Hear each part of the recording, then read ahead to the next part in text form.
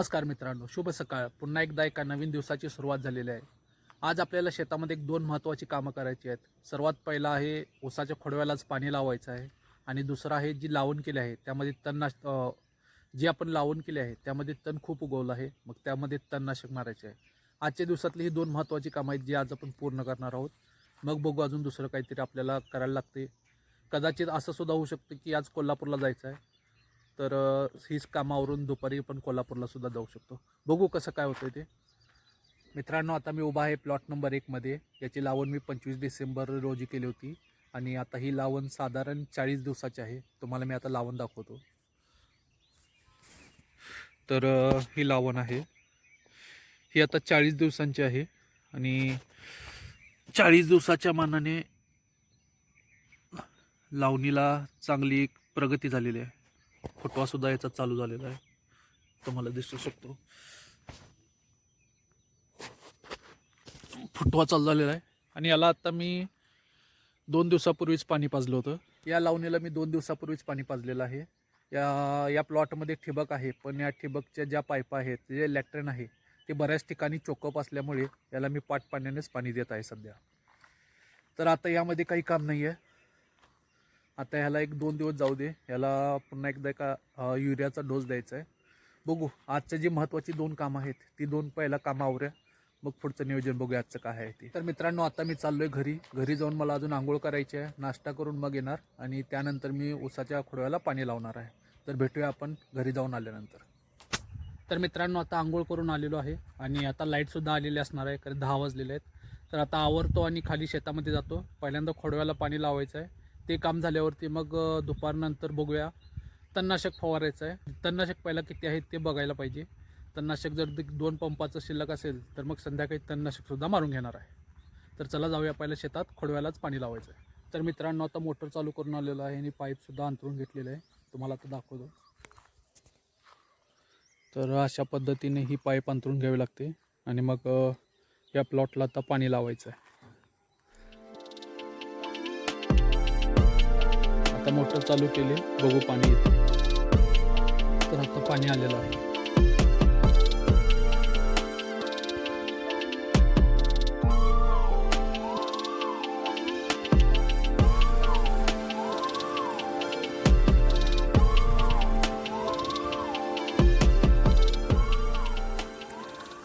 ठराविक प्लॉटमध्ये असे आहेत ज्याला अजून मी ठिबक केलेलं नाही आहे.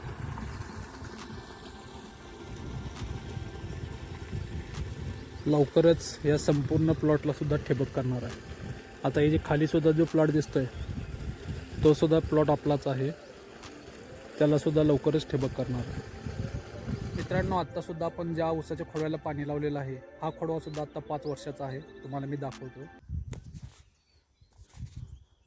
तर हा खोडवा सुद्धा आता 5 वर्षाचा आहे आणि आता पाणी आलेलं आहे.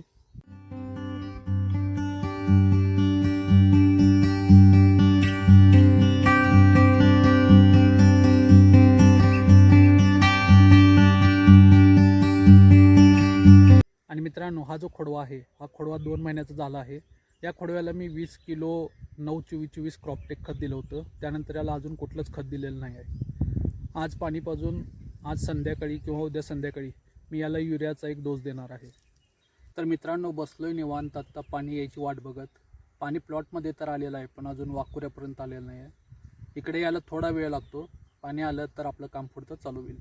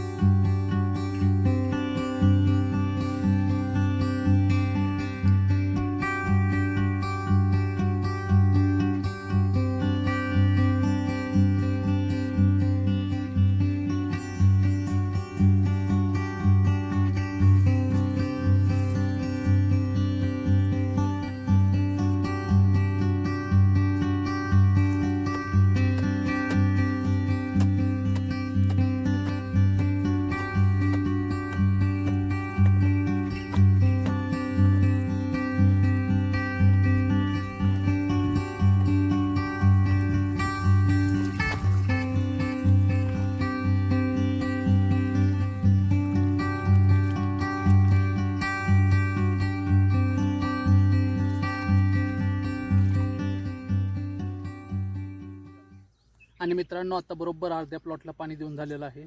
आता निवांत बसलेलो आहे. पाणी वाकुऱ्यामध्ये मोडलेलं आहे. तुम्हाला आता मी दाखवतो पाणी वाकुऱ्यामध्ये कसं जात आहे ते.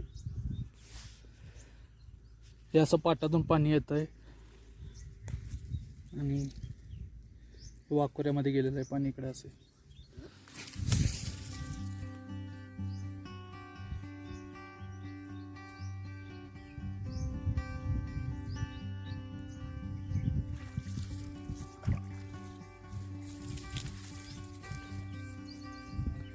हे असं 4 सरींचं एक वाकुरं केलेलं आहे. असं पाणी येतं आणि हे 4 सऱ्या एकदम दिसतात. तर मित्रांनो, आता पाणी पाजताना एक गोष्ट लक्षात आली की या खोडव्यामध्ये सुद्धा कुठे कुठेतरी खोडकिडा पडलेला आहे. तुम्हाला मी दाखवतो खोडकिडा कसा असतो ते. तर आता तुम्ही बघा, ही जी मधली जी सुरी वाढलेली आहे हे खोडकिडा आहे. हे असं वरती उपडून निघाल्यावर हे निघून येतं असं, आणि याच्याने ऊसाची वाढ तिथंच थांबते. हे असं खोडकिडा लागल्यावर होतं. याच्या आतमध्ये किडा आहे का दाखवतो तुम्हाला. हे बघा, माझ्या बोटावरती दिसते का, ही जी पांढरी आळी दिसते हिला खोडकीड म्हणतात. आणि ही खूप भयानक आणि खतरनाक असते. ही सुळीत ज्यावेळी वाळते, सुळीच ही खोडकीड कुतरून काढते आणि त्यामुळे ऊस तिथेच मरतो.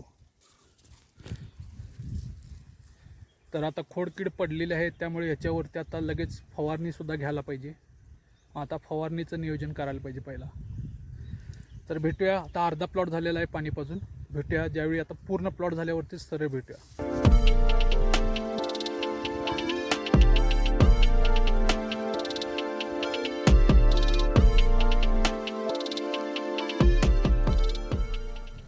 तर मित्रांनो, आत्ता पाणी पाजून झालेलं आहे उसाला आणि दुपारचा 1 वाजून गेला आहे. आता चाललो आहे मी घरी जेवायला.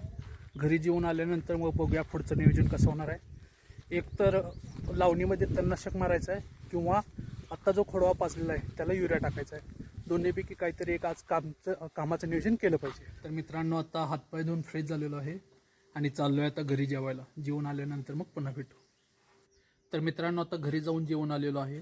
जे माझं दुसरं यूट्यूब चॅनल आहे ट्रेंड लवर्स IM, त्यासाठी मला एक व्हिडिओ बनवायचा आहे, कारण त्याला उद्या व्हिडिओ टाकायची डेडलाईन आहे. मी त्यावरती 1-2 दिवस थांबून व्हिडिओ टाकत असतो, त्यामुळे मला आता त्यावरती उद्या व्हिडिओ टाकावाच लागणार आहे. मग त्याचा व्हिडिओ मी तयार करणार आहे. आता तो व्हिडिओ पहिला बनवतो आणि मग तुमच्याशी भेटतो. संध्याकाळी साधारण संध्याकाळच्या वेळेत युरिया टाकण्याचं नियोजन आहे.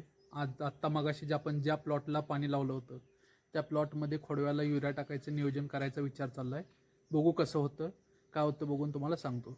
तर मित्रांनो, आता संध्याकाळचे 5 वाजलेले आहेत आणि खरं सांगायचं तर दुपारी व्हिडिओ बनवतच झोप लागली आणि आत्ताच उठलेलो आहे. आता फ्रेश झालो आहे. बघूया आता सकाळी जो ऊसाचा खोडवा पाजलेला आहे त्याला युरिया टाकायचं काम करायचं.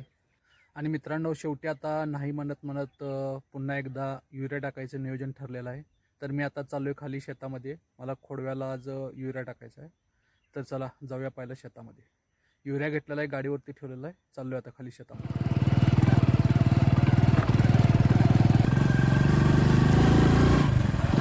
तर चाललो आहे आता शेतामध्ये. गाडी घेऊन जायला शेतात गाडी घेऊन जाण्यासाठी थोडं लांबून जायला.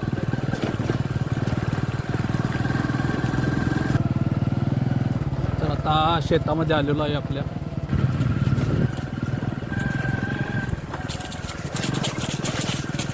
मित्रांनो, शेतामध्ये आलेलो आहे आणि युरिया टाकायचं काम चालू झालेलं आहे.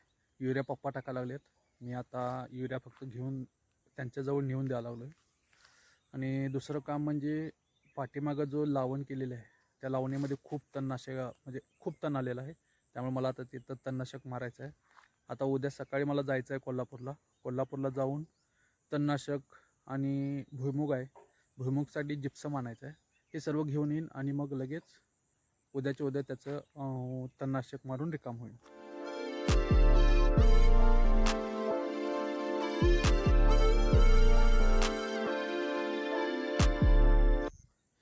तर मित्रांनो, आता युरिया टाकायचं काम चालू आहे. बघू. काल जो मक्का पाजला होता आपण आता मक्काला जाऊन बघून या, त्याच्यावरची कीड वाढली आहे का ते बघायला पाहिजे. जर कीड वाढली असेल तर त्याच्यावरती सुद्धा फवारणी घ्यायला लागणार आहे लगेच.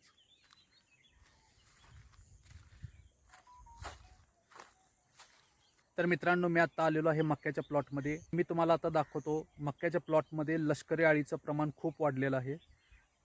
तुम्हाला आता दाखवतो.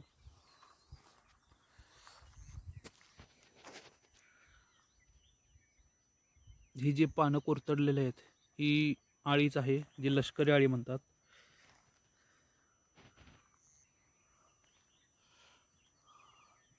आणि हा मक्याचा संपूर्ण प्लॉट ज्याला आपण काल पाणी पाजलं होतं.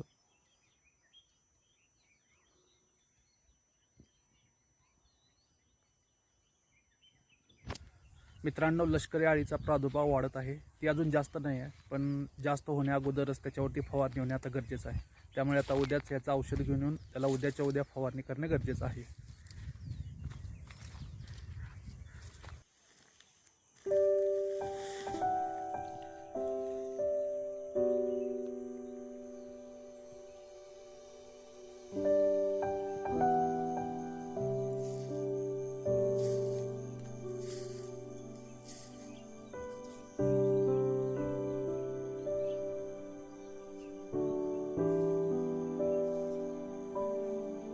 तर मित्रांनो, आता उसाला युरिया टाकून झालेला आहे आणि आता थोडाफार युरिया शिल्लक राहिला आहे, तो आता वरती घरात घेऊन जाऊया. तर मित्रांनो, आता उसाच्या खोडव्याला युरिया टाकून झालेला आहे आणि जो युरिया शिल्लक राहिला होता तो युरिया सुद्धा आता वरती शेतातल्या घरात आणून ठेवला आहे. तर आजच्या दिवसभरातील जे पण काम होते ते संपूर्ण काम आज संपलेले आहेत. आजचा आपला हा व्हिडिओ सुद्धा आपण इथे शेवट करणार आहोत. तुम्हाला या व्हिडिओमध्ये काय चांगलं वाटलं, काय वाईट वाटलं हे मला कमेंट करून नक्की सांगा. व्हिडिओ कसा वाटला हे सुद्धा सांगा. आणि मित्रांनो, व्हिडिओ आवडला असेल तर व्हिडिओला लाईक करा, व्हिडिओला शेअर करा आणि चॅनलला सबस्क्राईब करायला विसरू नका. भेटूया आपण एका नवीन व्हिडिओमध्ये. तोपर्यंत जय महाराष्ट्र.